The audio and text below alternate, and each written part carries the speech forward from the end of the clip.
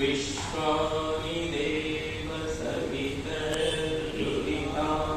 परासु यद्भद्रं तन्नःसु। హరివంతులు, సమాజాధికారులు, పండితులు, మాతృమూర్తులు అందరికీ సాదర వందనాలు.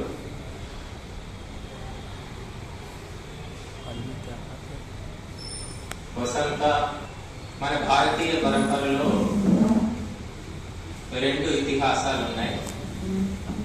ఒకటి రామాయణము, రెండవది భారతం.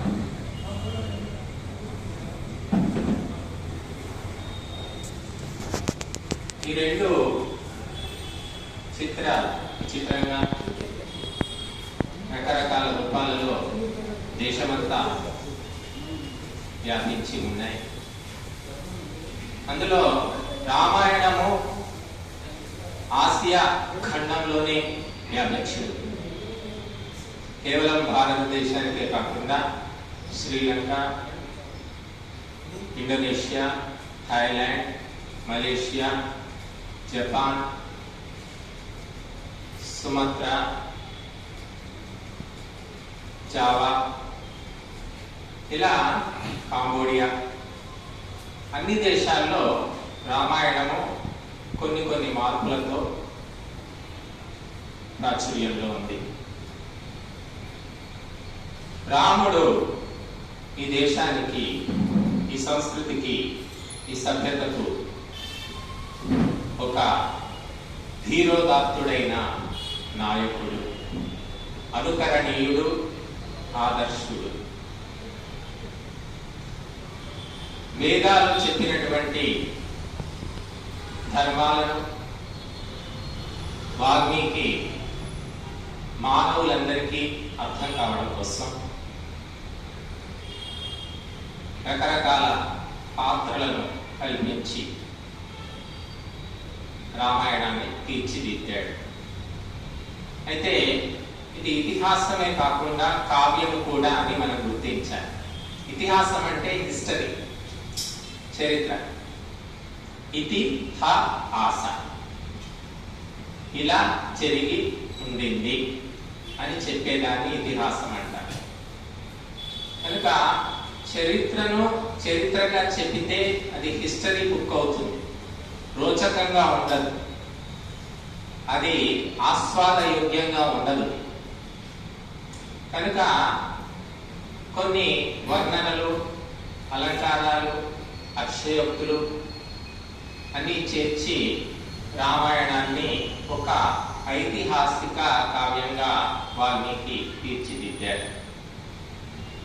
అందుకే ఆది కావ్యము అని రామాయణానికి పేరు, ఆది కవి అని వాల్మీకి పేరు. కానీ నిజానికి ఆది కావ్యము వేదమే, అది పరమేశ్వర ప్రోక్తం. కానీ ఇది మనుషులు రచించిన వాటిల్లో, మానవ చరిత్రను రచించిన వాటిలో మొట్టమొదటిది కాబట్టి రామాయణానికి ఆది కావ్యం అని పేరు. ఈ రామాయణం గురించి వాల్మీకి ఎన్నో రకాలుగా సూచనప్రాయంగా మనకు తెలియజేశారు. వేద వేదే పరే పుంసి జాతే దశరథాత్మజే వేద ప్రాచేతసా పురా రామాయణ పరికీర్తిత. వేదాలతో తెలుసుకోదగినటువంటి పరమతత్వమైనటువంటి పరమ పురుషుడైనటువంటి రాముడు వాల్మీకి అటువంటి రాముడిని వేదాలకు అనుగుణంగా, వేదానుకూలంగా రామాయణంగా మనకు అందించాడు అని శ్లోకంలో మనకు తెలియజేస్తాడు. కనుక రామాయణము సృష్టి కావ్యము అని కూడా ఒక పక్క చెప్పుకోవచ్చు. ఎందుకంటే ఈ సృష్టి లోపల ఈ నిరంతరం సంఘర్షణ జరుగుతున్నది. చీకటికి వెలుతురుకు, పుట్టుకకు చావుకు, స్వర్గ బంధానికి మోక్షానికి, దేవతలకు అసురులకు, దైవీ శక్తికి ఆసురీ శక్తి. ఈ సంఘర్షణే సృష్టి చరిత్ర. అది ఏ యుగంలో జరిగినా ఇదే ఉంటుంది. మంచికి చెడుకు మధ్య పోరాటం. మంచికి రాముడు ప్రతినిధి. ఇద్దరు మానవులే, మానవ జాతిలో పుట్టినవారే. కనుక రామాయణము దేశ కాల పరిస్థితులను అధిగమించి ఈనాటికి కూడా సజీవంగా ఉంది, జనాదరణ పొందుతున్నది. ఎన్ని యంత్రాలు వచ్చినా, ఎన్ని ఉపకరణాలు వచ్చినా, ఎన్ని సాధనాలు వచ్చినా, ఎన్ని పరికరాలు వచ్చినా మనిషి మనిషిగానే ఉన్నాడు. మనిషికి ఉండే మానసిక అవసరాలు, ఆలోచనలు, గుణాలు, సంస్కారాలు కొద్ది మార్పు చేర్పులతో అలాగే ఉన్నాయి.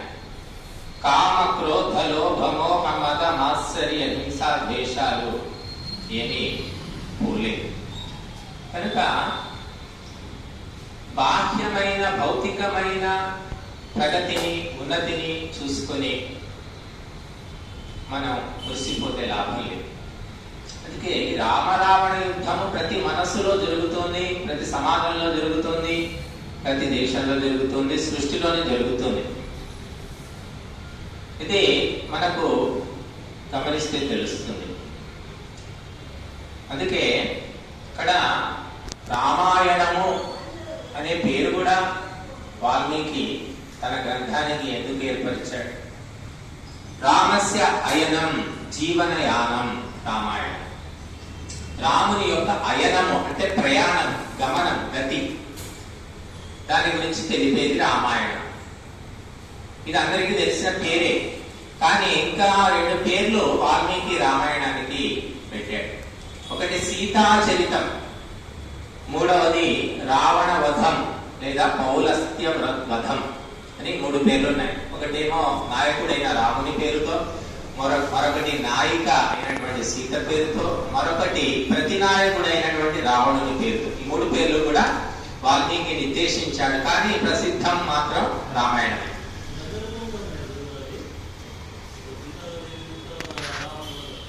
పేర్లు దీనికి ఉన్న పర్యాయ నామమే. కనుక మరి రామాయణము కేవలము రాముని జీవనయానమేనా అంటే సీతమ్మ జీవితయానం కూడా. అందుకే రామ అనే శబ్దానికి 2 అర్థాలు ఉన్నాయి సంస్కృతంలో. రామ అంటే పురుషుడు, రామ అంటే స్త్రీ. అది ఆకారాంత శబ్దమైనప్పుడు స్త్రీ అనే అర్థం వస్తుంది, అకారాంత శబ్దమైనప్పుడు రాముడు పురుషుడు అనే అర్థం వస్తుంది. కాబట్టి రామస్య అయనం, రామాయాహ అయనం, 2 కూడా రామాయణమే. ఇక సీత యొక్క ప్రయాణం అనేది కూడా అందులోనే వస్తుంది అంతర్గతంగా. కనుక ఈ విధంగా చాలా ఔచిత్యంగా రామాయణం అనే పేరు మహర్షి వాల్మీకి ఏర్పరిచాడు. వాల్మీకి తర్వాత ఎంతో మంది దేశ భాషలలో, ప్రాంతీయ భాషలలో, జానపద పాటలలో రామాయణాన్ని రకరకాలుగా వర్ణించారు, రచించారు. తెలుగులో కూడా చాలా రామాయణాలు ఉన్నాయి. రంగనాథ రామాయణం, మొల్ల రామాయణం, తందనాన రామాయణం, ఇంకా రకరకాల పేర్లతో రామాయణాలు ఉన్నాయి. తిక్కన కూడా నిర్వచనోత్తర రామాయణం రచించాడు. అలాగే పోతన కూడా భాగవతంలో ఒక స్కంధంలో రామాయణం గురించి తెలియజేశాడు. ఇవి కాకుండా ప్రజా సమూహంలో రామాయణము అనేక రకాలుగా బతుకమ్మ పాటలుగా, మంగళారతి పాటలుగా, తర్వాత అప్పగింతల పాటలుగా రకరకాల రూపాల్లో వ్యాపించి ఉంది. హరికథలు, బుర్రకథలు చెప్పడానికి వీలేదు. ఈ విధంగా రామాయణము మన సంస్కృతిలో భాగమైపోయింది, మన జీవితంలో భాగమైపోయింది మనకు తెలియకుండా. అందుకే త్యాగయ్య అంటాడు, సీతమ్మ మాయమ్మ శ్రీరాముడు మారు తండ్రి అన్నాడు. ఇట్లా యూనివర్సల్ మదర్, యూనివర్సల్ ఫాదర్ రాముడు, సీతారాములు అనే అటువంటి భావన త్యాగయ్య చెప్తాడు. గన్ను కృష్ణమూర్తి గారు గొప్ప కవి, చాలా మందికి తెలియదు. మన తెలంగాణ వాసి, 50 పుస్తకాలకు పైగా రచించారు వారు. ఆ మధ్య రాముడంటే ఎవరు, రామాయణం అంటే ఏమిటని ఒక గ్రంథం రచించారు. చాలా గొప్ప పుస్తకం అది. రామాయణాన్ని పరిశోధించి చాలా గొప్ప రహస్యాన్ని వారు బయటపెట్టారు. దానికి 50 మంది పండితులు ఆమోదం తెలిపారు. అందులో నేను ఉన్నాను, చెన్నప్ప గారు ఉన్నారు. అందులో ఏం చెప్పారు వారు అంటే, రామాయణ ఆధారంగా సీతమ్మ అంటే భూమాత, రాముడు అంటే సూర్యుడు, అంటే భూమి సూర్యుల కథే రామాయణము అనేది వారు ప్రతిపాదించారు. కనుక వేదం కూడా చెప్తుంది, మాతా భూమి పుత్రోహం పృథివ్యాః పర్జన్యః పిత సవునః పిపన్. కనుక సూర్యుడు నీకు తండ్రి, భూమి నీకు తల్లి అని వేదం చెప్తుంది. మరి సీతమ్మ భూజాత, భూదేవి పుత్రిక అని మనం రామాయణంలో చదువుతున్నాం. అలాగే సూర్యవంశీయుడు రాముడు. సూర్యుడికి రాముడికి భేదం లేదు, భూమాతకు సీతకు భేదం లేదు. కనుక ఆ విధంగా ఆయన మరి ఈ భూమి సూర్యుల కథ కాబట్టి ఇది సృష్టి కథ, కాబట్టి అందరి కథ. అందుకే రాముడు సీత అందరి వారు, వారు ఏదో ఒక వర్గానికి, ప్రాంతానికి, భాషకు చెందిన వారు కారు అని చాలా చక్కగా వారు చెప్పారు. కనుక ఆయన ఒక దృక్కోణం. మరి రాముడు ఐతిహాసిక పురుషుడా కాదా అనేది కూడా చాలా మంది చర్చించారు. రామాయణంలో ఉన్నటువంటి తిథులు, నక్షత్రాలు అన్నింటిని బట్టి, కాలగణనను బట్టి కూడా మరి చెప్పారు. కొన్ని లక్షల ఏళ్ల క్రిందట రామాయణం జరిగింది అంటున్నారు. మరి రామసేతు కూడా ఈ మధ్య ఉనికిలోకి వచ్చింది. అది ఉన్నది నిజమే, అది మానవ నిర్మితమే, కొన్ని లక్షల ఏళ్ల క్రిందట కట్టింది, ప్రాకృతికం కాదు అని కూడా నా సవాళ్ళు మనకు చెప్పారు. కనుక ఇటువంటి అనేకమైన సాక్ష్యాలు మనకు లభిస్తూ ఉన్నాయి. అంతేకాకుండా శ్రీలంకలో రామాయణ టూరిజం పేరుతో ప్రత్యేకంగా ఒక ప్యాకేజ్ శ్రీలంక ప్రభుత్వం ఏర్పరిచింది. ఆ ప్యాకేజ్ ప్రకారం మనం వెళితే రాముడు, సీతకు, రావణాసురుడికి సంబంధించినటువంటి అనేక ప్రదేశాలు, భవనాలు, స్థలాలు చూపిస్తారు వాళ్ళు. మరి అది అప్పటిలా కాదా మనకు తెలియదు, కానీ లోక ప్రాచుర్యంలో ఉన్నటువంటి. ఇంకా మన మోడీ ప్రభుత్వం కూడా రామాయణ రైల్ యాత్ర అని ఒకటి ఏర్పాటు చేశారు. కనుక రాముడు ఎన్నేళ్లు గడిచినా కూడా నిత్య నూతనంగా ప్రకాశిస్తున్నాడు. ఎందుకంటే సూర్యుడికి పాతదనం లేదు, నిత్య నూతనుడు. భూమాత కూడా ఎంత పాతదో అంత కొత్తది, అంత అవసరం కూడా. మన సంస్కృతిలో మొట్టమొదలు భూమాతకు మొక్కుతాం లేవగానే, మాతృదేవోభవ. తర్వాత సూర్య నమస్కారం చేస్తాం. ఇవి రెండు జడమైనవే, అచేతనము, నిర్జీవం. మరి వాటికి ఎందుకు మొక్కాలి అంటే, మనం కారు ప్రయాణం చేస్తాం, మైకు వాడుకుంటున్నాం, ఈ హార్మోనియం వాడుకుంటున్నాం, వీటన్ని దుమ్ము దులుపుతాం, కడుగుతాం, దాన్ని బొట్టు పెడతాం. పండుగ వచ్చిందంటే కొత్తగా తీసుకుంటే దానికి అలంకరిస్తాం. ఎందుకు చేస్తాం అంటే ఒక ఆదర భావము, సమ్మాన భావము. అంతేగాని బొట్టు పెట్టి లేదా మొక్కినంత మాత్రాన అవి సృష్టికర్తలు, పరమాత్మ అనే అర్థంలో కాదు. ఆ భేదం అనేది తెలుసుకోవాలి. రాజుగారిని గౌరవించి ఆదరించితే, రాజు ఎక్కి వచ్చిన గుర్రాన్ని కూడా ఆదరిస్తే, జాగ్రత్తగా చూసుకుంటే రాజు గుర్రం అయితే ఒకటి కావు కదా. అలాగా జడమైన, అచేతనమైన పదార్థాలు కూడా మనకు కలుగజేసే లాభాన్ని బట్టి ఆ ప్రాధాన్యాన్ని మనం ఇస్తున్నాం. మాతృమూర్తిగా భూమాతను మనం గౌరవిస్తున్నాం. అందుకే పృథివీం యచ్చ పృథివీం ద్రుమ్హ పృథివీం మాహింసి అని వేదం చెప్తుంది. భూమాతను నువ్వు అడుక్కో, దోచుకోకు, అడుక్కో. పృథివిని వర్ధిల్ల చేయి, పెంపొందించు, నాశనం చేయకు.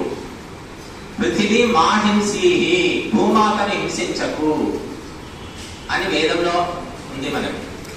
అలాగే దివం యచ్చ దివం ద్రుమ్హ దివం మాహింసి, అంతరిక్షం యచ్చ అంతరిక్షం ద్రుమ్హ అంతరిక్షం మాహింసి. మరి ఇవన్నీ జరుగుతూనే ఉన్నాయి. వేదం ఏ వద్దని చెప్పిందో, ఏమి చేయకూడదని నిషేధించిందో ఆ పనులన్నీ ప్రజలు, ప్రభుత్వాలు చట్టాలు చేసుకుని మరి యథేచ్ఛగా చేస్తున్నారు.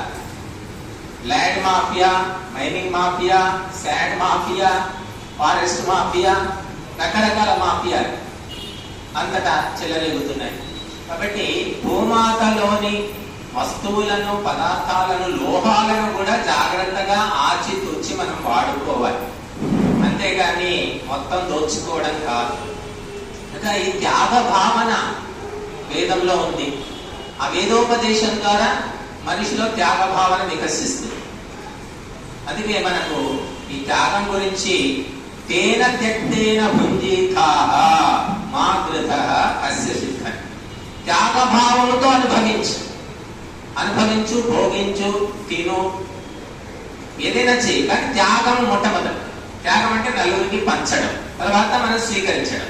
మనం తిన్న తర్వాత మిగిలితే పంచడం, లేదా మనకు నచ్చకపోతే తిన్న పదార్థము లేదా భోగించింది మనకు ఇష్టం లేకపోతే పంచిపెట్టడం కాదు. మొట్టమొదలు ఇచ్చిన తర్వాత మనం స్వీకరించాలి. ఇది మన పరంపర, మన చరిత్ర, మన సంప్రదాయం. గతంలో ఇక్కడ పెద్ద మనుషులు చాలా మంది ఉన్నారు, 70, 80, 90 ఏళ్ళ. గతంలో మానవ సమాజం, మన చుట్టూ ఉండే సమాజం కానీ కుటుంబం కానీ ఇలాగే ఉండేది. మొట్టమొదలు పనివాళ్లకు తినిపించేవాడు, తర్వాత పెద్దవాళ్ళకు, పిల్లలకు, అందరికి, తర్వాత చిట్ట చివర యజమాని తినేవాడు. వాళ్ళకి వేదం తెలియదు, సంస్కృతం తెలియదు, కానీ ఆ పరంపర అలా వచ్చింది. ఇప్పుడు ఆ పరంపర కూడా పోయింది, అన్నీ పోయినాయి. ఏ వలస లేదు, ఆవి లేదు, ఏ సిస్టమ్ లేదు. కనుక ఇక్కడ భూమి నీకు తల్లి అంటే, తల్లి ఏ విధంగా పోషిస్తుందో, రక్షిస్తుందో, ఆధారంగా ఉందో, అలాగా నీకు ఈ జడమైన భూమి కూడా ఉంది. కాబట్టి అటువంటి ఒక గౌరవాన్ని మనం ఇచ్చాం. సూర్యుడు పోషిస్తున్నాడు, రక్షిస్తున్నాడు, మనకు శక్తినిస్తున్నాడు, శక్తి కేంద్రం. ఒకరోజు సూర్యోదయం లేకపోతే నీరసంగా, మగతగా అనిపిస్తుంది, అందరికీ తెలుసు. కాబట్టి సూర్యునికి తండ్రి హోదా ఇచ్చింది వేరు. అంతేకాకుండా మానవ శరీరాలు కూడా, పురుషుల శరీరాలు ఆ సూర్య అంశతో నిర్మితారు, స్త్రీల యొక్క శరీరాలు భూమాత అంశతో నిర్మితారు. అందుకని కూడా మూలము కాబట్టి వాటిని ఆ విధంగా వేదం సంబోధించింది. అంతే తప్ప వాటినే పూజించమని, కొబ్బరికాయలు కొట్టమని, అగరవత్తులు వెలిగించమని, ఆరతులు ఇవ్వమని అక్కడ అర్థం కాదు. ఆదరించమని అర్థం. ఇంకా ఎప్పుడో గతించిపోయిన మహాపురుషులు ఇప్పుడు లేరు. వాళ్ళు శివాజీ లేడు, రాణా ప్రతాప్ లేడు, సుభాష్ చంద్రబోస్ లేరు, భగత్ సింగ్ లేడు. అయినా కూడా వారి త్యాగాల వల్ల, వాళ్ళ చరిత్ర వల్ల, వారి పవిత్రత వల్ల, వారు ఉపయోగించిన వస్తువులను కూడా మనం పవిత్రంగా చూస్తున్నాం, జాగ్రత్తగా దాచిపెడుతున్నాం. అవి కూడా మనుషులు తయారు చేసినవే, పంచభూతాలతో తయారైనవే. విశేషం ఏమీ లేదు. విశేషం ఏమిటంటే ఆ మహాపురుషులు వాడుకున్నారు కాబట్టి విశేషత వాటికి వచ్చింది. మహర్షి దయానందుడు వాడిన దండక మండలాలు, ఇతర లేఖిని పత్రాలు అన్ని కూడా మనకు అక్కడ ఉన్నాయి అజ్మీర్లో. ఆ కుర్చీకి కూడా ఒక ప్రాధాన్యం మనం ఇచ్చాం. కానీ ఎంతవరకు ఇవ్వాలో అంతవరకు ఇస్తే బాగుంటుంది. అతి అయిపోతే అది ఒక మతం అయిపోతుంది, ఒక సంప్రదాయం అయిపోతుంది. బౌద్ధ మతంలో జరిగింది అదే. బౌద్ధ మతంలో కేంద్రము, మూలము బుద్ధుడే. ఆ బుద్ధుడు ప్రవచనాలు విన్నారు, ఆయన ఉన్నన్ని రోజులు అతన్ని అనుసరించారు ఒక మార్గదర్శకుడిగా. బుద్ధుడు పోయిన తర్వాత శూన్యం. దేన్ని అనుసరించాలి? ఎందుకంటే బుద్ధుడు ఏ పుస్తకం రాయలేదు. ఆయన 80-90 ఏళ్ళు బ్రతికాడు, కానీ ఏ పుస్తకం కూడా రాయలేదు. చెప్పుకుంటూ పోయాడు. విన్నవాళ్ళు విన్నారు, వినని వాళ్ళు వినలేదు. అది ఎవరు రాసిన వాళ్ళు కూడా లేదు. కాబట్టి బుద్ధుడు పోయిన తర్వాత శూన్యం ఏర్పడింది. ఆ శూన్యాన్ని భర్తీ చేసుకోవడానికి బుద్ధుని విగ్రహాలు, ప్రతిమలు, బుద్ధుడు వాడిన వస్తువులకు ప్రాధాన్యము, బుద్ధుడు చనిపోయిన తర్వాత ఆ శరీరం దహనం చేసిన తర్వాత అస్థికలు, దంతములు, వీటికి కూడా గుళ్ళు కట్టడము, గోపురాలు కట్టడము, విహారాలు కట్టడము, మఠాలు కట్టడము, ఇవన్నీ కూడా బౌద్ధ మతంలో అంటే వ్యక్తి పూజ పెరిగిపోయింది. ఎందుకంటే బుద్ధుడు దేవుడు ఉన్నాడా లేదా అని కూడా చెప్పలేదు. ఆయన దేవుడు లేడు అని నిర్ద్వంద్వంగా చెప్పలేదు, దేవుడు ఉన్నాడని ప్రతిపాదించలేదు. ఎందుకు అంటే పరమాత్మ అనేది మనసుతో ఏకాంతంగా ఎవరికి వారు తెలుసుకునేదనే ఉద్దేశమే ఉండవచ్చు, మరి ఏమైనా కావచ్చు. కనుక ఆయన ఎక్కువగా సాధనకు ప్రాధాన్యం ఇచ్చాడు, అష్టాంగ యోగానికి ప్రాధాన్యం ఇచ్చాడు. కానీ ఆ తర్వాత అది కూడా కష్టపడిపోయింది అనుకోండి. కనుక ఈ విధంగా వ్యక్తి ప్రాధాన్యం వల్ల, అతిగా ప్రాధాన్యం ఇవ్వడం వల్ల సమాజం కూడా తప్పుదోవబడుతుంది. ఇక్కడ భూమాత యొక్క పుత్రిక సీత, రాముడు సూర్య వంశ పుత్రుడు అని మనకు రామాయణం ప్రతిపాదిస్తుంది. ఇది ఇతిహాసం అని చెప్పారు. మరి ఈ రామాయణాన్ని ఆధారంగా చేసుకొని రఘువంశంలో వాల్మీకి, కాళిదాసు 29 మంది ఆ సూర్యవంశ రాజుల చరిత్రను రచించాడు. 19 సర్గలు. అందులో రాముడికి పూర్వీకులైనటువంటి వాళ్ళు కాకుత్సుడు, అజమహారాజు, రఘుమహారాజు, దిలీపుడు, భగీరథుడు, దశరథుడు, ఇలాగా మొత్తము 29 మంది రాజుల చరిత్రను ఆయన వర్ణించాడు. అదే రఘువంశ మహాకావ్యం అండి. కనుక ఈ విధంగా వాల్మీకి ఆది కవిగా మరి చరిత్రలో నిలిచిపోయి ఎంతో మందికి ప్రేరణను ఇచ్చాడు. కావ్యం రాయాలంటే సంస్కృతం వస్తే, కవిత్వం వస్తే సరిపోదు. మన పూర్వీకుల దృష్టిలో నాన్ ఋషి కురుతే కావ్యం అన్నారు. అంటే ఋషి కాని వాడు కావ్యమును రచించలేడు, రచించకూడదు. ఋషి కావాలి. ఋషి అంటే ఋషయో మంత్రద్రష్టాల. ఋషులు అంటే మంత్రాలను దర్శించినవారు. అంటే వేద మంత్రాల యొక్క రహస్యములను, సారమును తెలుసుకున్న వారు మాత్రమే కావ్య రచన చేయాలి. అంటే రాగద్వేష రహితులైన వారు, లోక కళ్యాణం కోరుకునేవారు, సర్వభూత హితములో రకమైన వారు మాత్రమే కావ్యం రచించాలని మన వారి యొక్క వచనం. కానీ తర్వాతి కాలంలో క్రమంగా ఏమైపోయిందంటే రాజుల ఆశ్రయము, జమీందారుల ఆశ్రయము, ధనవంతుల ఆశ్రయము దొరికితే ఎవరు పడితే వాళ్ళు ఆ జమీందారు మీద రాయడం, రాజుగారి మీద రాయడం, లేకుంటే ఎవరి మీద రాయడం, ధనవంతుడి మీద రాయడం, ఇలాగ కావ్యాలన్నీ రాశారు, అంకితం ఇచ్చారు, వాళ్ళు బ్రతికారు. అని అలాగా ధర్మ రక్షణ కోసము, దైవ తత్వాన్ని తెలియజేయడం కోసము, సమాజాన్ని సన్మార్గంలో నడపడం కోసమే కావ్య రచన చేయాలి. అందుకోసమే మరొక చోట లాక్షణికులు చెప్తారు, విశ్వశ్రేయ కావ్యం. కావ్యం అంటే ఏమిటి? ప్రేమ పురాణం కాదు, రాజు రాణిల యొక్క విరహ వర్ణనలు కాదు, శృంగార వర్ణనలు కాదు. కావ్యం అంటే విశ్వశ్రేయ, ఈ ప్రపంచానికి శ్రేయస్సును కలిగించేది కావ్యం. ప్రపంచానికి, మళ్ళీ చూడండి, ఏదో భారతదేశము, భాగ్యనగరం కాదు. ఎప్పుడూ కూడా అత్యంత విశాలమైన దృష్టితో మన మహర్షులు తెలియజేశారు. కనుక విశ్వశ్రేయ కావ్యం, ఈ ప్రపంచానికి శ్రేయస్సును, శ్రేయో మార్గాన్ని చూపించేది కావ్యం. ఆ రకంగా చూసినప్పుడు రామాయణము మరి విశ్వశ్రేయస్సును కలిగించేది. మానవ జాతి, మానవులు, మానవ సమాజం ఎక్కడున్నా కూడా రామాయణంలోని ఉపదేశాలు, నీతులు, బోధనలు, ఆ చరిత్ర, క్యారెక్టర్, వాటిని అనుసరించడం ద్వారా మరి ఎంతో ఉన్నతమైన పవిత్రమైన జీవితాన్ని గడపవచ్చు. అందుకే చిన్నప్పుడు ఒక పాట వినేవాళ్ళం. ఏంటి?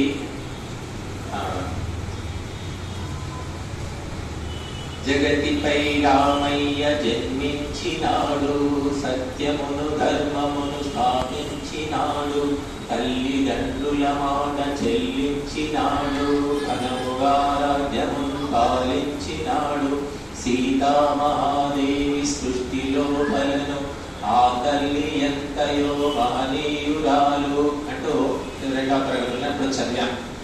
ఇలాగా రాముని యొక్క, సీత యొక్క గుణగణాల గురించి చిన్ననాటి నుంచి మనం వినేవాళ్ళం. కనుక ఆ విధంగా రామాయణ పఠనము జరిగినన్ని రోజులు, రామాయణ ప్రచారము జరిగినన్ని రోజులు, రామాయణ పాత్రలను మనం ఇష్టపడ్డన్ని రోజులు భారతదేశంలో వ్యక్తిత్వము కానివ్వండి, కుటుంబ వ్యవస్థ కానివ్వండి, సమాజ వ్యవస్థ కానివ్వండి, అన్ని సక్రమంగా ఉన్నాయి. ఎప్పుడైతే రాముడిని, రామాయణాన్ని, రామాయణ పాత్రలను, రామాయణ సందేశాన్ని పక్కన పెట్టేశామో మొత్తము కుటుంబ వ్యవస్థ సప్పబడిపోయింది. అప్పుడు ఉన్నాయి గొడవలు, భార్యాభర్తల గొడవలు ఉన్నాయి, అత్తకోడళ్ళ గొడవలు ఉన్నాయి, మామ అల్లుళ్ళ గొడవలు ఉన్నాయి, అన్ని రకాల గొడవలు ప్రతి దేశంలో ప్రతి కాలంలో ఉన్నాయి. కానీ ఆ రామాయణ స్ఫూర్తి అనేది ఉన్నంత కాలము మనము కలిసి మెలిసి కలివిడిగా ఉన్నాం. ఎన్ని గొడవలు ఉన్నా కూడా సర్దుకుపోయాం. కానీ ఈనాడు రామాయణ స్ఫూర్తి లేదు. అసలు రాముడు ఎవరు, రాముడు ఎవరి సంతానము, రాముని అన్నదమ్ములు ఎవరు, రామాయణ పాత్రలు ఎవరు, రామాయణంలో ఎన్ని అధ్యాయాలు ఉన్నాయి, ఎన్ని శ్లోకాలు ఉన్నాయి అడిగితే ఈనాడు 1వ తరగతి మొదలుకొని ఎంఏ చదువుతున్నారు కదా, MEd, MPhil, engineering, MTech, BTech, hitech, వీళ్ళెవ్వరికి ఒక్క విషయం కూడా తెలియదు. నార్మల్ సామాన్యమైనటువంటి విషయాలు రామాయణం గురించి. కనుక ఇటువంటి బుద్ధితో పెరిగిన వాళ్ళు ఎటువంటి జీవితాన్ని గడుపుతారంటే శుష్కమైన ధర్మహీనమైన జీవితం. ఇక్కడ వేదాలు ఎలాగో చదవరు, వేదాలు అర్థం కావు అని ఒక అవాండం ఉండనే ఉంది. పోనీ రామాయణం అయినా తెలుసా అంటే తెలిసినన్ని రోజులు మానవ సమాజం ప్రపంచానికి ఆదర్శంగా భారతదేశం ఉండేది, మనం గుర్తుపెట్టుకోవాలి. అమెరికాలో, యూరోప్ దేశాల్లో కుటుంబ వ్యవస్థ ఏనాడో భ్రష్టుపడిపోయింది. ఏనాడో ఆ స్వాతంత్ర్యం రాకముందే వివేకానందుడు విదేశ ప్రయాణం చేసినప్పుడు అక్కడ వ్యవస్థ చూసి చాలా బాధపడ్డాడే. ఏమిటి ప్రపంచంలో, నా దేశంలో గుడిసెలో ఉండే వాళ్ళు కూడా ఒక నీతిగా, పద్ధతిగా, పవిత్రంగా ఉంటారే, ఈ దేశంలో మరి ఇంత పట్టబయలుగా ఇలా నీచంగా ప్రవర్తిస్తున్నారు ఏమిటని ఆశ్చర్యపోయాడు.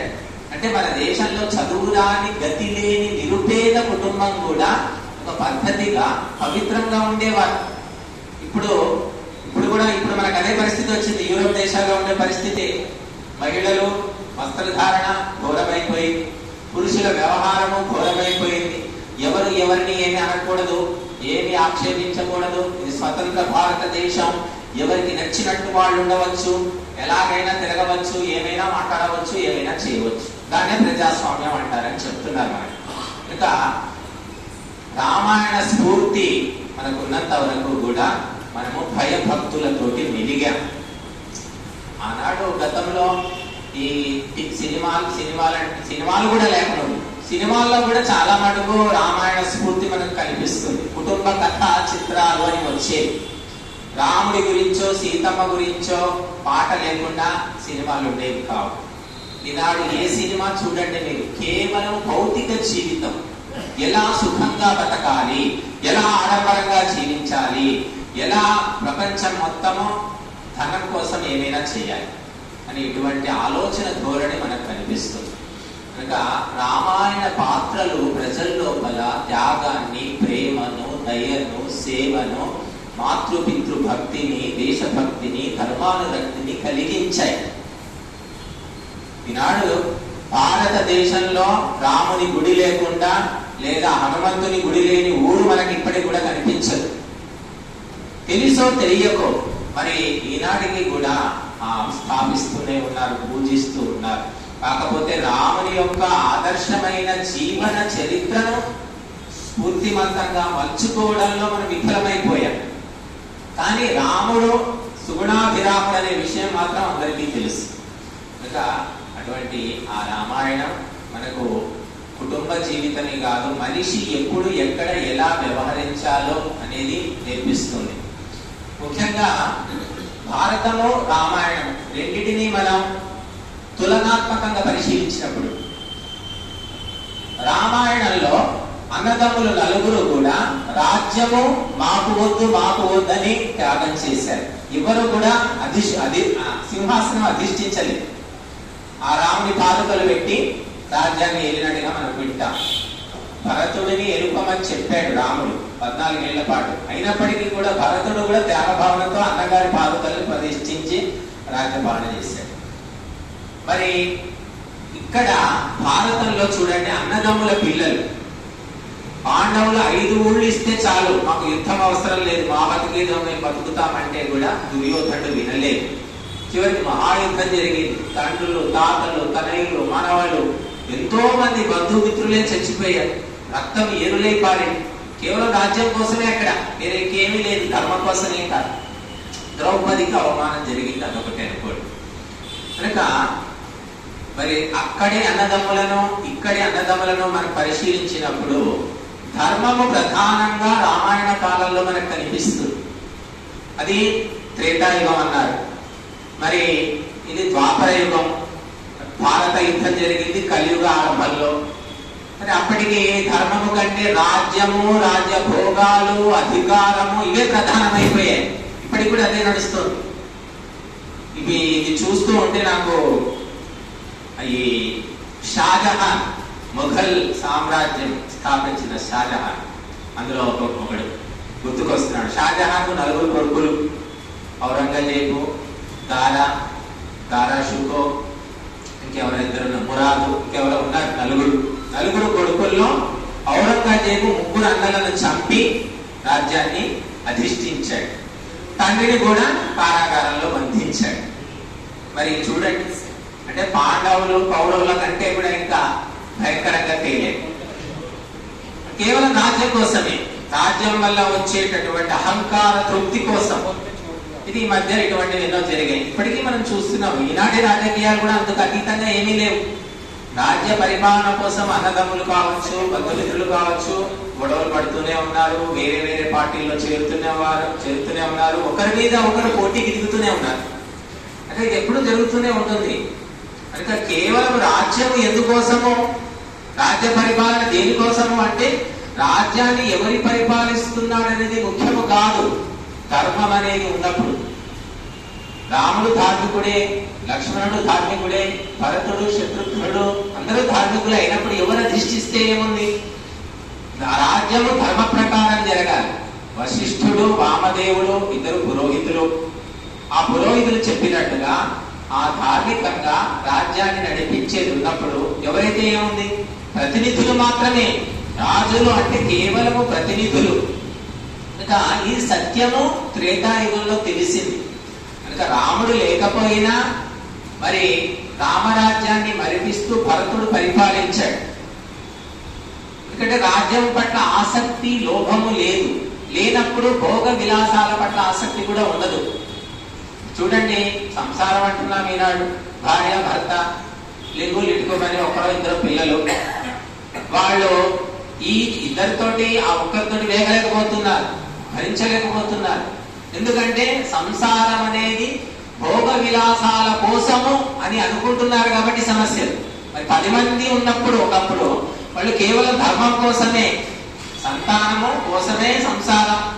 ధర్మము అంటే సంతానాన్ని కనాలి, పెంచి పోషించాలి అని మనకు వేదశాస్త్రాలు చెబుతున్నాయి. కాబట్టి ఆ పని కోసమే వారు సంసారంలోకి దిగారు. ఇప్పుడు సంతానం తప్ప ఏదైనా కావాలి, భర్త కూడా ఉన్నా లేకపోయినా పర్వాలేదు, భోగాలు, సుఖాలు, ఆస్తులు, అంతస్తులు ఇవి కావాలి అనే ఈ మనస్తత్వం ఏర్పడింది. కాబట్టి సంసారం అనేది పెద్ద కందకం లాగా మారిపోయింది. మరి రాముడు గాని, రాముని సోదరులు గాని రాజ్యాన్ని ఆశించలేదు. వాళ్ళు కేవలము ధర్మాన్ని ముఖ్యంగా భావించారు. ఇక ఈ రకమైన త్యాగ భావన రామాయణంలో అనేక పాత్రలో కనిపిస్తుంది. కేవలం రాముడే కాకుండా రాముని సోదరుల్లో, అలాగే సీతమ్మే కాకుండా సీతమ్మ సోదరీమణుల్లో కూడా కనిపిస్తుంది. అలాగే అనేక పాత్రల్లో మరి రామాయణంలో త్యాగ భావన, సేవా భావన అనేది మనకు కనిపిస్తుంది. కనుక ఒక గ్రంథాన్ని చదివినప్పుడు, ఒక పాట విన్నప్పుడు, ఒక కథను విన్నప్పుడు, ఒక దృశ్యాన్ని చూసినప్పుడు అందులో ఉన్నటువంటి ప్రభావం సాత్వికమా, రజసికమా, తామసికమా తప్పకుండా మనసు మీద పడుతుంది. కనుక మన వాళ్ళంతా కూడా ఆ రామాయణ ప్రభావంతో కుటుంబాలను చక్కగా అవలీలగా నడిపించుకుంటూ పోయారు. ఎటువంటి ఆందోళన లేకుండా, ఎటువంటి ఇబ్బంది లేకుండా, అష్టదరిద్రంలో ఉన్నప్పటికీ కూడా. చూడండి, సీతమ్మ రామయ్య అష్టదరిద్రంలో ఉన్నారు. అరణ్యంలో, రాజభవనంలో ఉండే సుఖాలేమి అక్కడ లేవు. అష్టదరిద్రమే. అరణ్యంలో ఏముంటుంది? క్రూరమృగాలు, విష సర్పాలు, భయంకరమైన వాతావరణం. మనం మామూలు పల్లెటూరుకు వెళ్తేనే మనం ఎండగా తట్టుకోలేక బయట పడుకుందామంటే దోమలు కుట్టి చంపుతాయి. ఇంట పడుకుంటే ఉక్కపోస్తుంది. మరి అరణ్యంలో రకరకాల క్రిములు, కీటకాలు ఉంటాయి. మరి అక్కడ ఎవరున్నారు? సేవకులు కూడా ఎవరు లేరు. లక్ష్మణుడు అక్కడ ఉన్నాడు. పాపం ఆయన ఎంత పని చేస్తాడు? కనుక అటువంటి ఆ అష్టదరిద్రాలతో కూడిన ఆ అరణ్య జీవితాన్ని కూడా వాళ్ళు ఎటువంటి బాధ లేకుండా, ఇబ్బందులు లేకుండా కొనసాగించారంటే కారణం ఏమిటంటే ఆ వైదిక పరంపర, ధార్మిక జీవితం అనేది ప్రధానంగా ఉన్నప్పుడు అన్ని లోటుపాట్లు సమసిపోతాయి. అటువంటి ఆ ధార్మిక జీవితాన్ని వదిలిపెట్టేస్తే ఎన్ని సుఖాలున్నా కూడా కనీసం భార్యాభర్త కూడా సామరస్యంగా ఉండలేదు. కనుక రామాయణంలో మనకు ఎన్నో నీతులు, ఎన్నో రకాల నియమాలు కనిపిస్తాయి. అయితే రామాయణం ఇతిహాసంగా ఉంటే ప్రజలకు ఆస్వాదయోగ్యంగా ఉండదు కాబట్టి కావ్యంగా మలిచాడు. కావ్యం అన్నప్పుడు నాయకుడు, నాయిక ఇద్దరు ఉంటారు, ప్రతినాయకుడు ఉంటారు. అనేక రకాలైన శబ్దాలంకారాలు, అర్థాలంకారాలు ఉంటాయి. శబ్దాలంకారాలంటే శ్రవణానందాన్ని కలిగించేవి. అర్థాలంకారాలంటే ఉపమాలంకారము, ఉత్ప్రేక్షాలంకారము, అతిశయోక్తి అలంకారము, రూపకాలంకారము, అలాగే విశేషోక్తి అలంకారము, వక్రోక్తి అలంకారం అని రకరకాల అలంకారాలు ఉంటాయి. అంటే ఒక విషయాన్ని పెద్దది చేసి చెప్పడము, లేదా పెద్ద విషయాన్ని చిన్నది చేసి చెప్పడము, అద్భుతంగా వర్ణించడము, ఇవన్నీ కూడా ఉంటాయి. అందుకే రామాయణము చదువుతూ ఉంటే అసలు ఇలా జరిగిందా, అసలు రామాయణం పూర్తిగా కట్టు కథ, అబద్ధాల పుట్ట అనేవాడు కూడా ఉన్నారు.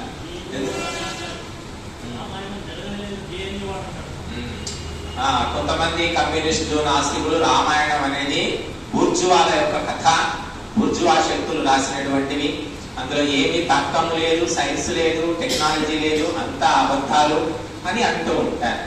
మనకు తెలుగులో కూడా రామాయణ విషవృక్షం అని ఒక మహాతల్లి రాసింది, రంగనాయకమ్మ, ఎప్పుడో 40 ఏళ్ల క్రిందట.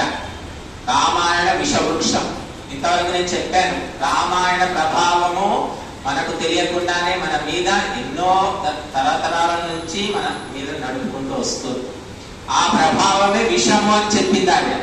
రామాయణ ప్రభావం వల్ల మనుషులంతా కూడా దద్దమ్మలుగా, వాజమ్మలుగా, రకరకాలుగా మారిపోయారు, బానిసలుగా మారిపోయారు. ఒక ప్రగతిశీలమైన బుద్ధి లేదు, సమాజం లేదు. కాబట్టి విషవృక్షం ఇది. విషవృక్షాన్ని కూకటి వేళ్లతో నరికేయాలి, దగ్ధం చేయాలని మొత్తం రామాయణాన్ని తీసుకొని పేజీలు ఆమె రామాయణానికి విరుద్ధంగా రాసింది. సరే, విమర్శ అన్నప్పుడు మంచి చెడులు రెండింటిని వివేచన చేయాలి. ఏ పుస్తకమైనా మొత్తము చెడు ఉండదు, మొత్తము మంచి ఉండదు. ఖురాన్ కానివ్వండి, బైబిల్ కానివ్వండి, అవి మత గ్రంథాలు. మొత్తం వాటిలో చెడే లేదు. ఎక్కువ చెడున్నా కొంత మంచి కూడా ఉంటుంది, అక్కడక్కడ మంచి వాక్యాలు ఉంటాయి. ఆ మంచి వాక్యాలను కూడా చెడులోనే కలిపేస్తే ఎలా? అలాగా విషవృక్షము కేవలము ఒక రకమైన వికారంతో, స్వార్థంతో, ఒక వ్యతిరేకతతో, హిందుత్వము లేదా మన సనాతన ధర్మం మీద వ్యతిరేకతతో ఆమె రాసిపెట్టింది. ఇప్పటికి 3 పుస్తకాలు, రామాయణం కంటే పెద్ద పుస్తకాలు విమర్శ. అందులో ఆమెకు ఏ పాత్ర నచ్చలేదు. శూర్పణఖ నచ్చింది ఒకటి. శూర్పణఖ చాలా మంచిది అంటుంది ఆవిడ. అనవసరంగా ముక్కు చెవులు కోసారు. ఆమె బుద్ధిమంతులు లేదంటే ఇంకా ఆమె అవగాహన చూడండి. ఇంకా అటువంటి ఆ రంగనాయకమ్మని కూడా మనం వదిలిపెట్టేశాం. ఎవరు ఆమె జోలికి పోలేదు, చంపలేదు, బెదిరించలేదు. ఆమె పాపాన ఆమె పోతుందన్న ఇంకా బతికే ఉంది ఆవిడ. ఇంకా మళ్ళీ ఆ పుస్తకం ఇప్పటికి 10 సార్లు ముద్రణ చేసుకుంది, చక్కగా డబ్బు సంపాదించుకుంది, బతుకుతుంది. ఇంకా రాముడిని తిట్టిన వాళ్ళు కూడా ఆయన బతుకుతున్నారు. మరి అలాగే పెరియార్ అని ఉన్నాడు తమిళనాడులో, ఆయన చనిపోయాడు. ఆయన కూడా రాముడిని, రామాయణాన్ని తీవ్రంగా వ్యతిరేకించాడు. రావణాసురుడు ద్రావిడుడట, రాముడు ఆర్యుడట. కాబట్టి ఆర్యులు ఎక్కడి నుంచో వచ్చారు, ద్రావిడులైనటువంటి వీళ్లను అవమానించారు, వీళ్ళ రాజ్యాలు దోచుకున్నారు అని చెప్పేసి రాముడిని ఆర్యుడంటూ చాలా అవమానాల పాలు చేశాడు. రాముని విగ్రహాలను విరగొట్టడము, చెప్పుల దండ వేయడము, ఇంకా రకరకాలుగా ఆనాడు తమిళనాడులో ఒకప్పుడు చేశాడు ఆయన. ఇప్పటికి కూడా ఉన్నారనుకోండి. కానీ మనకు రామాయణంలో ఎక్కడ ఆధారం కనిపించరు. వీళ్ళు చేసే విధవేషాలు ఎక్కడా కూడా రావణాసురుడు ద్రావిడుడని ఎక్కడా లేదు రామాయణంలో. ఆయన కూడా ఆర్యుడే, కాకపోతే పక్కదారి పట్టినటువంటి ఆర్యుడు.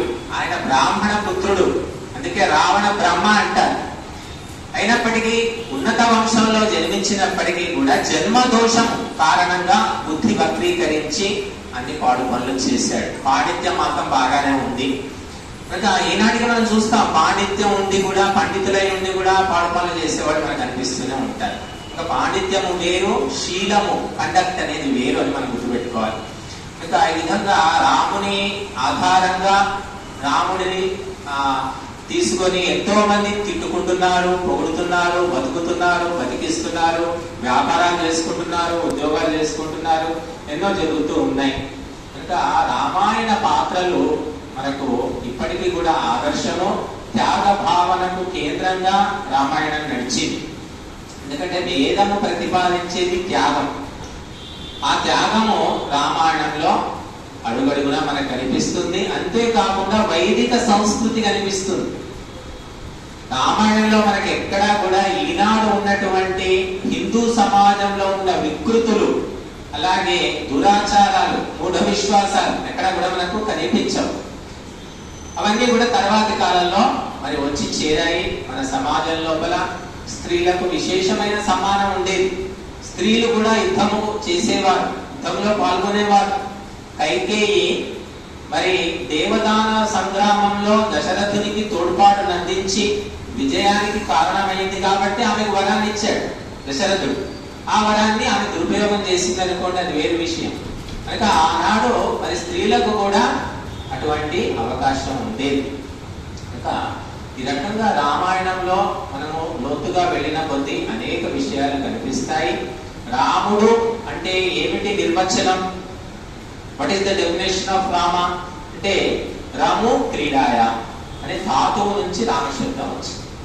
రమతే రమయతి ఇది రామ అంటే ఆనందించేవాడు, ఆనందింపజేసేవాడు రాముడు. కనుక రాముడు మరి జీవితం అంతా ఆయన ఆనందంగా ఉన్నాడు, ఎవరికి బాధ పెట్టలేదు. రాజ్యం వదిలేసి వెళ్ళిపోమంటే కూడా ఏమాత్రం బాధపడకుండా వదిలిపెట్టేసి వెళ్ళిపోయాడు. తుండుగుడ్డ తీసి పక్కన పెట్టేసినట్టుగా రాజ్యం నీకు లేదు, అదొకటే కాకుండా అరణ్యానికి వెళ్ళిపోవాలి, జటా నార చీరలు ధరించాలి, జటాధారి కావాలి అంటే కూడా ముఖంలో ఎటువంటి మార్పు లేదంట రాముడికి.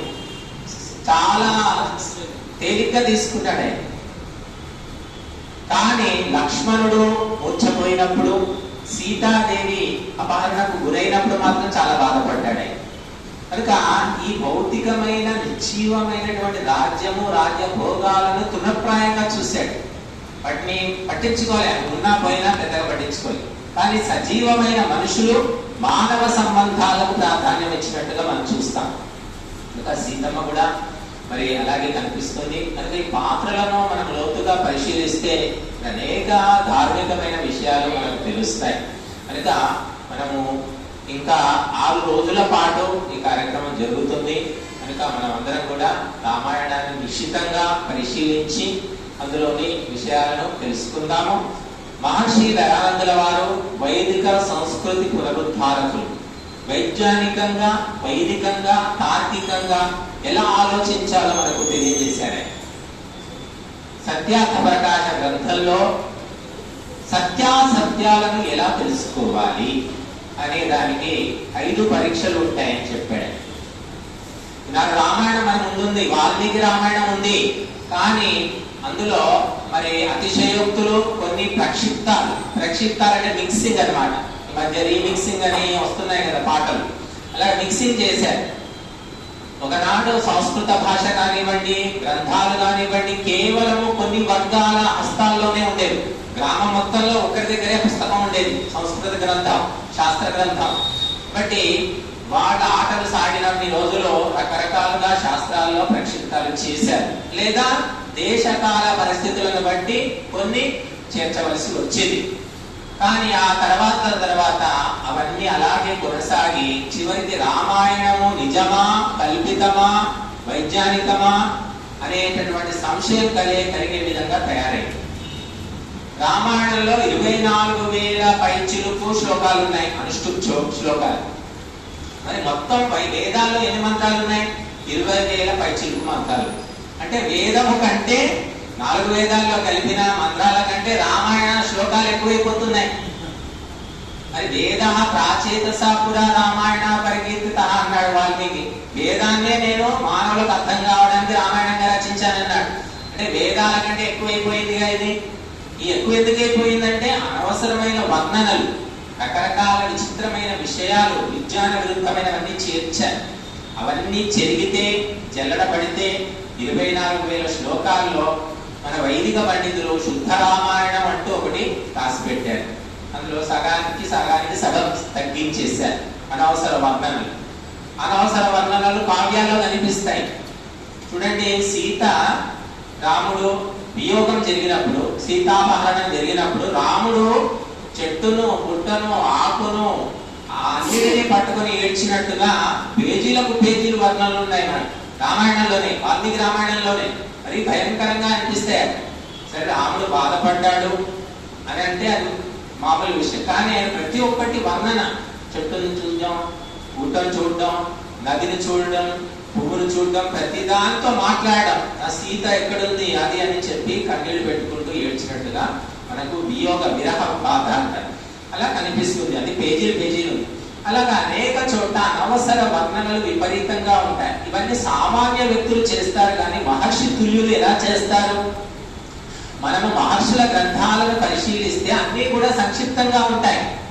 అల్పాక్షరమ సందిగ్ధం సారవద్ విశ్వతో ముఖం అస్తోగమనవద్యంచ సూత్రమిదో విదుహో అని చెప్పారు. సూత్రప్రాయంగా రచించారు మహర్షులు. చాంతాడంతా రాసి పెట్టలేదు. మనిషి బ్రతికేదే 100 ఏళ్ళు తిప్పి కొడితే. ఇప్పుడు మన 50 ఏళ్ళు కూడా బతకడం కష్టమే. 50 ఏళ్ళ తర్వాత స్మృతి పోతోంది. బ్రతికి ఉండి కూడా లాభం లేదు. కొత్తగా నేర్చుకోలేము. పాతవి గుర్తు పెట్టుకోవడమే ఎక్కువ. మరి ఇటువంటి చిన్న జీవితంలో మనుష్యుడు స్వర్గమోక్షాలు సాధించాలంటే వేలకు వేల శ్లోకాలు రాస్తూ పోతే ఎవరు చదవాలి, ఎలా నేర్చుకోవాలి, ఎప్పుడు ఆచరించాలి? కనుక సూత్రప్రాయంగా మన మహర్షులు మనకు తెలియజేశారు. షడంగాలు ఉన్నాయి. శిక్ష, కల్పము, వ్యాకరణము, నిరుక్తము, ఇవన్నీ కూడా సూత్రప్రాయంగా ఉన్నాయి. మళ్ళీ షడ్దర్శనాలు, ఇవి కూడా సూత్రప్రాయంగా ఉన్నాయి. మరి రామాయణం ఎందుకు ఇంత చాందాడంగా పెరిగిపోయింది? భారతం అయితే 1,00,000 శ్లోకాలు. ఇంకా అది ఒక గాడిద మోసేంత బరువు. ఎందుకు పెరిగింది అంటే దానికి కారణం కూడా చారిత్రకంగా మనకు మహర్షి దయానందుల వారు చెప్పారు. మనకు కూడా తెలిసింది. అనేక మంది ఇతర పండితులు కూడా ఒప్పుకున్నారు. ఎందుకంటే స్వార్థపరులు, రకరకాల వ్యక్తులు ప్రక్షిప్తాలు మిక్సింగ్ చేశారు. వాటన్నిటిని కూడా శోధించాలి, జల్లడ పట్టాలి. ఆ పని వైదిక పండితులు చేశారు. చేసి శుద్ధమైన రామాయణం అంటూ మనకు అందించారు. అందులో మహర్షి 5 పరీక్షా పద్ధతులు మనకి ఇచ్చారు. సత్యాసత్యాలు తెలుసుకోవడానికి పరీక్ష, దొంగ బంగారం అసలు బంగారం తెలుసుకోవాలంటే పరీక్ష, చక్కటి పాలు కల్తీ పాలు తెలుసుకోవాలంటే లాక్టోమీటర్ అని ఉంటుంది. ఆ లాక్టోమీటర్ పెడితే నీళ్ల పాలంటే నీళ్ళు ఎంత శాతం కలిపారో తెలిసిపోతుంది. అలాగా సత్యాసత్యాలు తెలుసుకోవడానికి యంత్రాలు, పరికరాలు రకరకాలుగా ఈనాడు ఉన్నాయి. అలాగా కథలలో, జీవితాల్లో, ఉపదేశాల్లో, గ్రంథాల్లో ఈ ప్రక్షిప్తాలు మిక్సింగ్ జరిగితే ఎలా కనుక్కోవాలి అనేది మహర్షి దయానందుల వారు ఈ పంచవిధ పరీక్షల ద్వారా తెలియజేశారు. ఏమిటంటే మొట్టమొదటిది పరీక్ష ఈశ్వరుని గుణకర్మ స్వభావాలకు వేదోపదేశానికి విరుద్ధమైనది అసత్యము, అనుకూలమైనది సత్యం. ఇది మొదటి ప్రమాణం అని చెప్పారు. మరి ఈశ్వరుని గుణకర్మ స్వభావాలు ఏమిటో తెలియాలి కదా, వేద ఉపదేశం ఏంటో తెలియాలి కదా. అవే సరిగ్గా తెలియనప్పుడు నువ్వు సత్యాసత్యాలు ఎలా తెలుసుకుంటావు? ఈశ్వరుడు అకాయం, అవ్రణం, అస్నావిరం, శుద్ధం, అపాపవిద్ధం, కవిహి, మనీషి, పరిభూ, స్వయంభూ అని వేదం చెప్తుంది. తదంతరస్య సర్వస్య తదు సర్వస్య బాహ్యత అని ఏకైక పరమాత్మను వేదం ప్రతిపాదిస్తుంది. ఆ సత్యము తెలియకుండా రకరకాల దేవీ దేవతలను ఉపాసిస్తూ ఆరాధిస్తూ నీవు సత్యాసత్యాలను ఎలా నిర్ణయించగలుగుతావు? అందుకే పౌరాణికులు చాలా జంజాటంలో ఉన్నారు. వాళ్ళు ఏమీ తెలుసుకోలేకపోతున్నారు. పాత దేవతల్ని వదులుకోలేకపోతున్నారు, కొత్త దేవతల్ని ఆహ్వానించకుండా ఉండలేకపోతున్నారు. కనుక వాళ్ళు ఒక విచిత్రమైన మానసిక స్థితిలో ఉన్నారు. కనుక మొట్టమొదటి పరీక్ష ఈశ్వరుని యొక్క సత్యమైన గుణకర్మ ప్రభావాలకు వేదోపదేశానికి అనుకూలంగా ఉండాలి. ఆ గ్రంథము కానివ్వండి, రచనము కానివ్వండి, ఉపదేశం కానివ్వండి. రెండవది సృష్టి క్రమానికి విరుద్ధంగా ఉండకూడదు. సృష్టి క్రమము సృష్టికర్త పరమాత్మ ఏర్పరిచింది. అది వ్యక్తికి బట్టి, కాలాన్ని బట్టి ఏర్పరిచింది కాదు. క్రైస్తవం ఉంది. క్రైస్తవం మొత్తం కూడా 3 నిజాల మీద ఆధారపడి ఉంది. నిజాలంటే వాళ్ళ నమ్మకాల మీద, విశ్వాసాల మీద ఆధారపడి ఉంది. ఆ 3 విశ్వాసాలు తీసేస్తే క్రైస్తవం సున్నా. ఒకటి ఏమిటి అంటే క్రీస్తు కన్య అయిన మరియకు జన్మించాడు, అది ఒప్పుకోవలసిందే. రెండవది క్రీస్తు పాప క్షమాపణ, అందరి పాపాలు క్షమించడం కోసం ఆ శిలువ మీద రక్తాన్ని చిందించి చచ్చిపోయాడు, అది ఒప్పుకోవాల్సిందే. మూడవది చనిపోయిన 3వ రోజు లేచి కూర్చున్నాడు. ఈ 3 పునరుత్థానం అంట. ఈ 3 తీసేస్తే క్రైస్తవం సున్నా. ఈ 3 విశ్వాసాలు, ఇవి సత్యాలు కావు, ఏ విజ్ఞానానికి తర్కానికి అందేది కాదు. కన్యకు ఎలా పుడతాడు? సృష్టి క్రమానికి విరుద్ధమైనటువంటిది. అలాగే మన పురాణాల్లో ఇటువంటివి రాశాడు. హనుమంతుడు పోయి ఆ సూర్యుడిని మింగేశాడు, సూర్యుడి వల్ల కుంతికి గర్భం వచ్చింది, కర్ణుడిని కలిగింది. ఇలాంటి కథలు మన దగ్గర కూడా ఉన్నాయి. అది అసత్యమైతే ఇవి కూడా అసత్యమే, ఇవి సత్యమైతే అది కూడా సత్యం. ఇంకా పౌరాణికులు ఈ విషయంలో మాత్రము మావన్నీ సత్యమే అంటారు కాబట్టి క్రీస్తు విషయం కూడా సత్యమే అంటారు వాళ్ళు. ఎందుకంటే ఈ అబద్ధాలు ఒప్పుకోక తప్పదు. కానీ సృష్టి క్రమానికి విరుద్ధంగా ఉండకూడదు. మనకు ఈ రామాయణంలో కూడా అనేక చోట్ల కనిపిస్తుంది సృష్టి క్రమానికి విరుద్ధంగా, అంటే అతిశయోక్తిగా కనిపిస్తుంది. కావ్యం కాబట్టి అంతరార్థాన్ని మనం తీసుకోవాలి. శివాజీ మహారాజు పూనా నగరానికి వస్తే నగరమే ఆరతినిచ్చి వీర తిలకం దిద్దింది అని కవి రాస్తాడు అనుకోండి. నగరమే ఆరతి ఎలా ఇస్తుంది అంటే నగర ప్రజలు అని అర్థం చేసుకుంటాం అంతరార్థం. అలాగే రామాయణంలో అటువంటి వర్ణనలు మనకు కనిపిస్తూ ఉంటాయి కనుక అవి మనం అంతరార్థం తీసుకోవాలి. మూడవది ఆప్తుడి యొక్క ఉపదేశానికి, అతని జీవిత విధానానికి విరుద్ధమైనటువంటిది అసత్యం, అనుకూలమైనది సత్యం అని చెప్పి. ఆప్తుడంటే ఎవరు? ధార్మికుడు, విద్వాంసుడు, నిష్కపటుడు, పరోపకారి, లోక కళ్యాణం చేసేవాడు, వైదికుడు, త్యాగి, ఇటువంటి వాడిని ఆప్తుడు అంటారు. అటువంటి వ్యక్తి ఎలా జీవిస్తున్నాడో, అతడు ఏది ఉపదేశిస్తున్నాడో దానికి అనుకూలమైనది సత్యం, దానికి వ్యతిరేకమైనది అసత్యం. ప్రతి వ్యక్తి కూడా గ్రంథాలు చదవలేడు, సంస్కృతం తెలుసుకోలేడు. మరి అతనికి ఆధారం ఏమిటి అంటే ఈ ఆప్తుడే. సమాజంలో ఆప్తులు ఉంటారు, మంచి వాళ్ళు ఎవరో ఒక్కరైనా ఉంటారు కదా, వీధి మొత్తానికి, వాడ మొత్తానికి, కాలనీ మొత్తానికి ఉన్నంతలో. అటువంటి వాడు ఆదర్శము, అతను నడిచినట్టుగా మనం నడుచుకోవాలి. అందుకోసమే తైత్రీయ ఉపనిషత్తులో మనకు వస్తుంది సత్యాన్న ప్రమదితవ్యం, ధర్మాన్న ప్రమదితవ్యం, భూత్యైన ప్రమదితవ్యం, దేవపితృకార్యాభ్యాం ప్రమదితవ్యం, ఏ యథా తత్ర వర్తంతే తే తథా తత్ర వర్తేథాః. అంటే ఈ ఆప్తులు, విద్వాంసులు ఎలా ప్రవర్తిస్తున్నారో వాళ్ళని ఆదర్శంగా తీసుకుని అలా వెళ్ళిపోండి. మీరు శాస్త్రాలు తెలియవని బాధపడాల్సిన అవసరం లేదు. మీ ఉన్నంతలో మీ దృష్టికి మంచివాడు అని ఎవరు అనుకుంటున్నారో అతన్ని అనుసరించండి అని ఉపనిషత్తు కూడా బోధిస్తుంది. ఇంకా ఈ 3వ పరీక్ష ఏమిటంటే ఆప్తుని అనుసరణము, ఆప్తుని యొక్క ఉపదేశాన్ని గ్రహించుకోవడం, అది సత్యము, వ్యతిరేకమైనది అసత్యం. 4వది ఏమిటంటే తన ఆత్మకు అలాగే విద్య బోధనకు విరుద్ధమైనటువంటిది అసత్యం, అనుకూలమైనది సత్యం. అంటే ప్రతి వ్యక్తి కూడా, అందుకే మనకు మనుస్మృతిలో ఒక చోట వస్తుంది, వేద స్మృతి సదాచార స్వస్య చ ప్రియమాత్మన ఏతత్ చతుర్విధం ప్రాహు సాక్షాత్ ధర్మస్య లక్షణం. ధర్మము అధర్మము ఎలా తెలుస్తుంది అంటే ధర్మం తెలుసుకోవడానికి 4 లక్షణాలు చెప్పారు.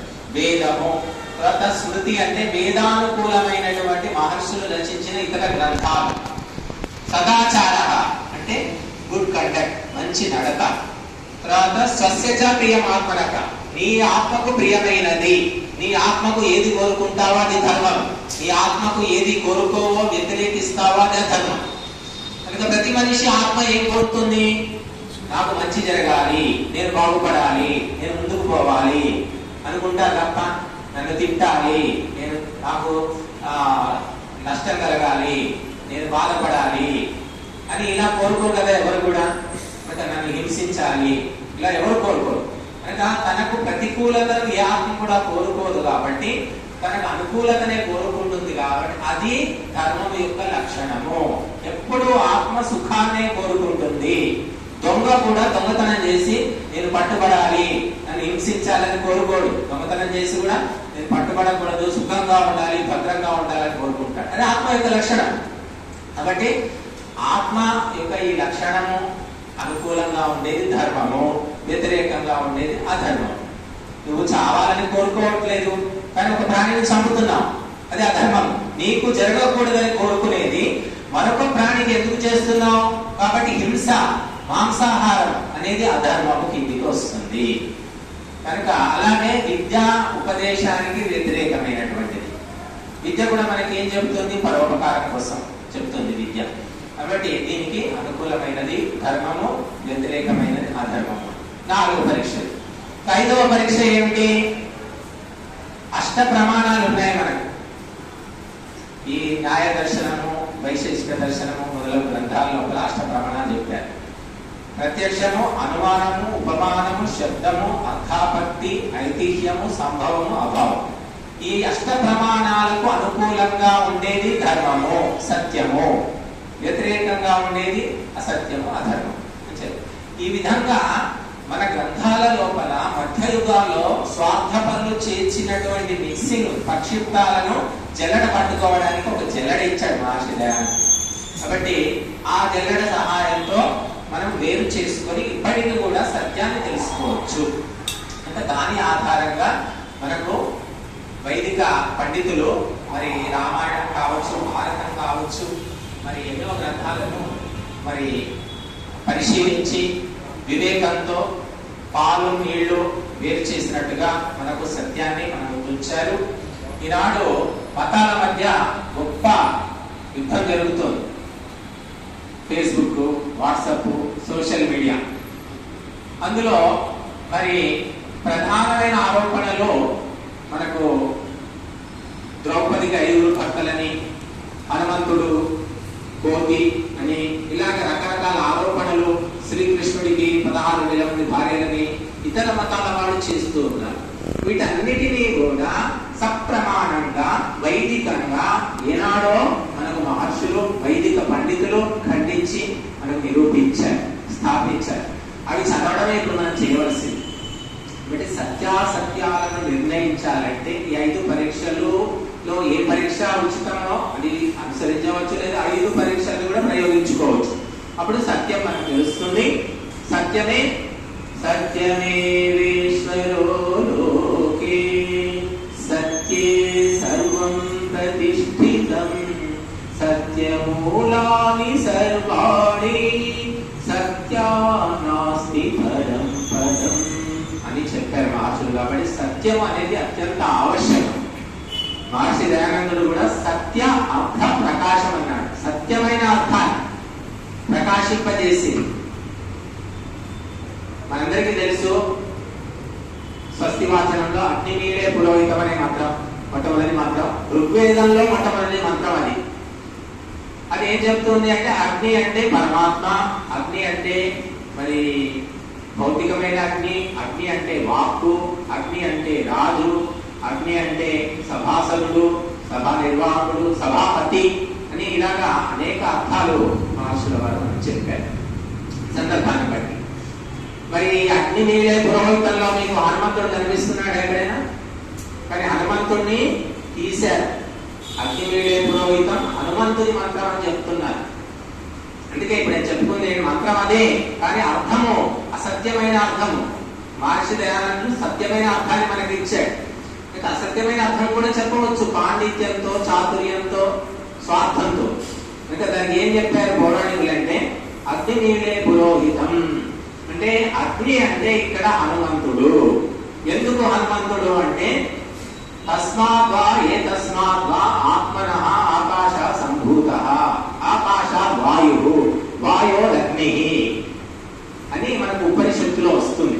సృష్టి ఎలా జరిగిందనే విషయం చెప్తూ వాయువు నుండి అగ్ని పుట్టింది, అగ్ని నుండి మరి జలం పుట్టింది, జలం నుండి భూమి పుట్టింది అని ఇలా వరుస వస్తుంది. మరి అగ్ని నుండి వాయువు నుండి అగ్ని పుట్టిందని ఉపనిషత్తు చెప్తోంది కదా.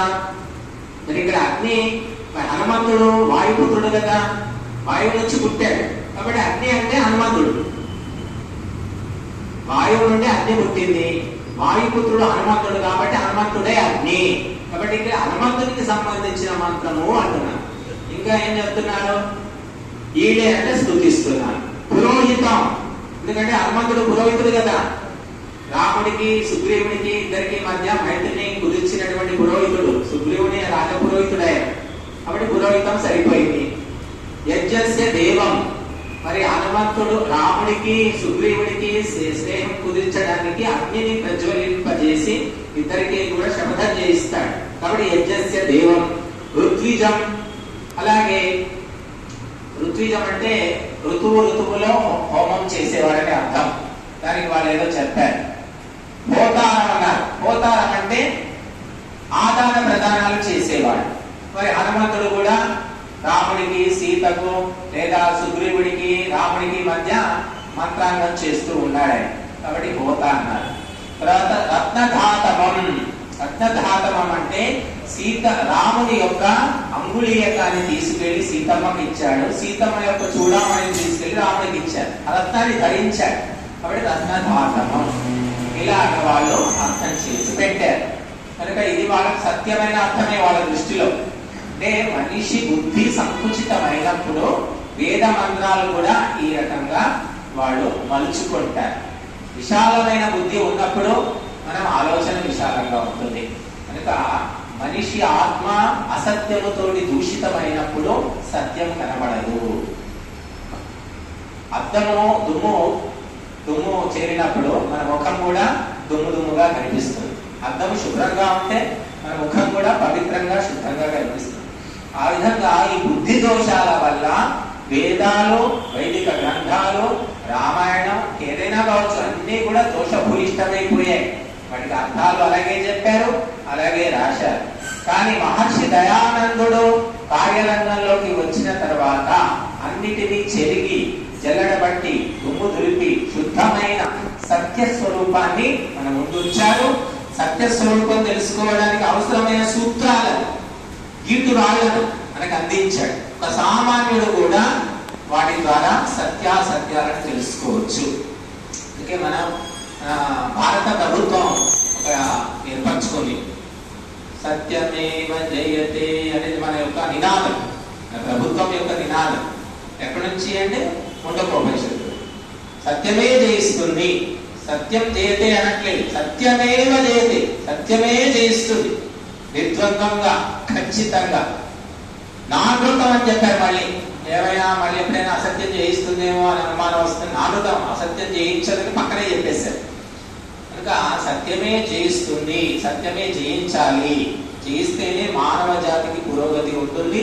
ఆ సత్యము జయించాలంటే మనుషులంతా దాని వెంట ఉండాలి, నిలబెట్టాలి. సత్యము జయించడానికి మనం దోహదపడాలి. సత్యమే జయిస్తుందిలే, మనమేం చేసేది ఉంది, మన భజన మనం చేసుకుందాం, మన పని మనం చేసుకుంటాం, సత్యం సత్యమే, దాన్ని ఎవరు ఓడిస్తారు అని మనుషులు చేతులు ముడుచుకొని కూర్చుంటే సత్యము గెలవదు. సత్యాన్ని గెలిపించాలంటే మనుషులంతా కూడా ముందుకు రావాలి. ఒకప్పుడు భూమి గుండ్రంగా ఉంది అంటే అది అసత్యం.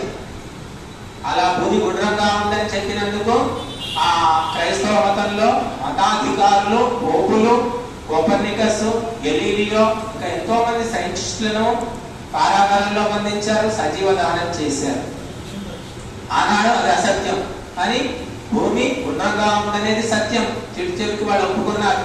ఆ మధ్య పోపు గారు చెప్పారు, ఎప్పుడో 400 ఏళ్ల క్రిందట మా ఈ పోపు పీఠం ఉంది కదా అక్కడ వాటికన్ తరఫున ఇప్పుడు మేము క్షమాపణ కోరుతున్నామని చెప్పాడు ఆయన. కనుక ఆ విధంగా సత్యము ఎప్పటికైనా జయిస్తుంది. కానీ ఆ కాలము తొందరగా జయించాలంటే మానవ సమాజము సహకరించాలి, ముందు నిలవాలి. సత్యాన్ని, సత్యవాదులను మనం కాపాడుకోవాలి. అప్పుడే సత్యం జయిస్తుంది. ఇక ఈనాడు ఎంతో మీడియా అభివృద్ధి చెందింది. ప్రతి ఇంటిలో సెల్ ఫోన్లు అయిపోయాయి, ఇంటర్నెట్ అయిపోయింది. ప్రపంచంలో ఏ మూలన ఏమి జరిగినా ఆ క్షణమే మనకు తెలుస్తుంది. అయినప్పటికీ కూడా అసత్యమే రాజ్యం చేస్తుంది, అసత్యమే అధికారం చూపిస్తుంది. ఎన్నో కోట్ల మంది మనుషులు బాధలు పడుతున్నారు. సమయానికి తిండి తిప్పలు ఏమీ లేవు. వాళ్ళు ఆఫ్రికా దేశాలైతే ఘోరం. కనుక చూడండి, శ్రీలంకలో క్రైసిస్ వచ్చేసింది. మరి ఇవన్నిటికీ కారణం ఏమిటంటే కొంతమంది పెత్తందారులు, కొన్ని బూర్జువా శక్తులు, కమ్యూనిస్టు భాషలు, వాళ్ళ చేతుల లోపల అధికారము, ధనం అనేది కేంద్రీకృతమైపోయింది.